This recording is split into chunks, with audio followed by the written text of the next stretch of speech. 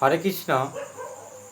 আজ 26শে আষাঢ় 11ই জুলাই শনিবার যোগিনী একাদশী চলছে। এই একাদশী আপনারা সবাই পালন করবেন, এটা আমি আপনাদের কাছে রিকোয়েস্ট করছি। কারণ এই একাদশী অত্যন্ত শক্তিশালী, যারা যারা পালন করবেন সমস্ত পাপ আপনাদের নাশ করে দেবে। তো যেহেতু সমস্ত মানুষ এই একাদশী ব্রত পালন করবে, তো তাদেরকে আমি বলবো যে আমি এই একাদশী মাহাত্ম্য আপনাদেরকে শ্রবণ করাচ্ছি। তো কৃপা করে আমার শ্রীমুখ থেকে আপনারা একাদশী মাহাত্ম্য কথা শ্রবণ করুন, এবং এই একাদশী মাহাত্ম্য কথা শেষে আপনাদের পারণ সময়সূচি এবং টাইম আমি বলে দেব। তো অবশ্যই আপনারা এই একাদশী মাহাত্ম্য, এই যোগিনী একাদশী মাহাত্ম্য কথা আপনারা শ্রবণ করুন। ব্রহ্মব্রত পুরাণে আষাঢ় মাসের কৃষ্ণপক্ষে একাদশী ব্রত মাহাত্ম্য যুধিষ্ঠির শ্রীকৃষ্ণ সংবাদরূপে বর্ণিত আছে। যুধিষ্ঠির বলেন, হে বাসুদেব, আষাঢ় মাসে কৃষ্ণপক্ষীয় একাদশী মাহাত্ম্য কৃপাপূর্বক আমাকে বলুন। কৃষ্ণ বললেন, হে মহারাজ, সকল পাপ নাশকারী এবং মুক্তি প্রদান এই উত্তম ব্রতর কথা আমি বলছি, আপনি শ্রবণ করুন। আষাঢ় মাসের কৃষ্ণপক্ষীয়া একাদশী যোগিনী নামে বিখ্যাত এবং মহাপাপ নাশকারী এই তিথি ভবসাগরের পতিত মানুষের উদ্ধার লাভের একমাত্র নৌকাস্বরূপ। তো এই পৃথিবীর সমস্ত মানুষ আমরা সংসার সমুদ্রে হাবুডুবু খাচ্ছি। তো যদি আমরা এই সংসার সমুদ্র থেকে ওই পারে যেতে চাই, তাহলে কিন্তু এই যোগিনী একাদশীর পূর্ণ ফল আমাদের নৌকা হয়ে আমাদেরকে সাহায্য করবে।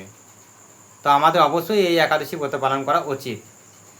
তো ব্রত পালনকারী পক্ষে এটি সর্বশ্রেষ্ঠ ব্রত বলে প্রসিদ্ধ। এই প্রসঙ্গে আপনাকে একটি পবিত্র পৌরাণিক কাহিনী বলে শোনাচ্ছি। অলকানগরে শিবভক্ত পরায়ণ কুবের নামে এক রাজা ছিলেন। রাজাটির নাম হচ্ছে কুবের। তিনি ছিলেন অত্যন্ত শিবভক্ত, তিনি শিব পূজা করতেন। তার হেমমালী নামে একজন মালী ছিল।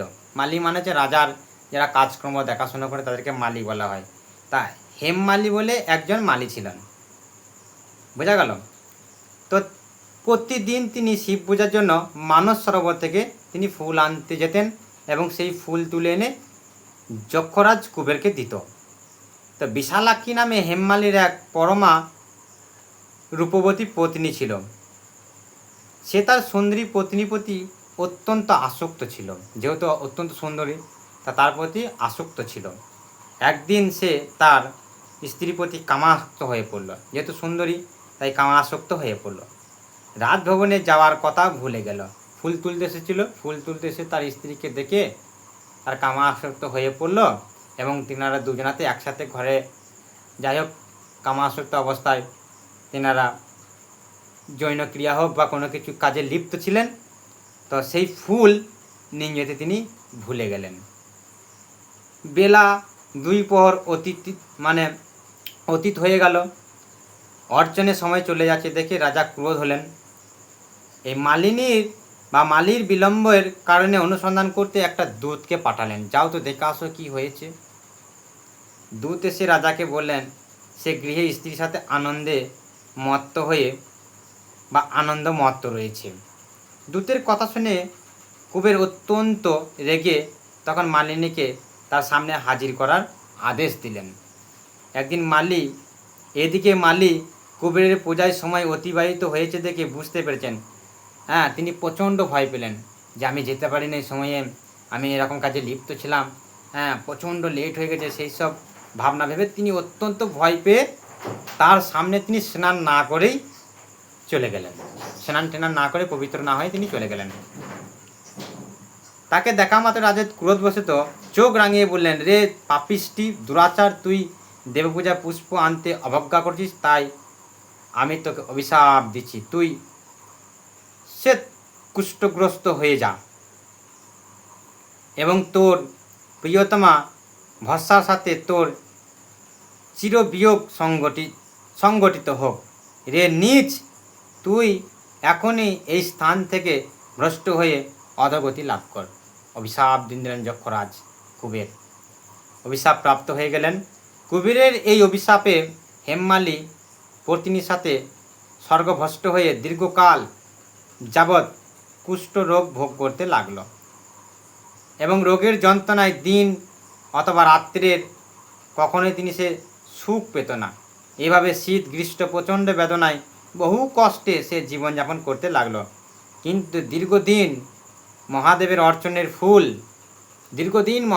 অর্চনের ফুল সংগ্রহ স্বীকৃতি ফলে সে শাপগ্রস্ত হয়েও বৈষ্ণব শ্রেষ্ঠ শিবের বিস্মরণ কখনো হয়নি, মানে তার স্মরণ কখনো তিনি ছাড়েননি। একদিন হেমমালি ভ্রমণ করতে করতে হিমালয়ের শ্রী মার্কণ্ডেয় ঋষির আশ্রমে উপস্থিত হলো। বোঝা গেল সে মার্কণ্ডেয় ঋষি ছিল, সেখানে তিনি গেলেন এবং কুষ্ঠরোগ পীড়িত সহপত্নী হেমমালিকে দর্শন করে মার্কণ্ডেয় ঋষি তাকে জিজ্ঞাসা করলেন, তুমি কার অভিশাপে এই রকম নিন্দনীয় কুষ্ঠরোগ বা জোড়াগ্রস্ত হয়েছ? সে উত্তর দিল, হে মুনিবর, রাজা ধনেশ্বর কুবেরের আমি ভৃত্য ছিলাম। আমার নাম হেমমালি। আমি প্রত্যহ মানস সরোবর থেকে ফুল তুলে শিবের পূজার জন্য রাজাকে দিতাম। কিন্তু দুর্ভাগ্যক্রমে একদিন স্ত্রী মনোরঞ্জন হেতু কামাক্ষত হাওয়ায় সেই ফুল দিতে বিলম্ব হয়। রাজার অভিশাপে এইরকম দুর্গ্রস্ত হয়েছি। তা পরকারেই সাধুগণের স্বাভাবিক কর্ম।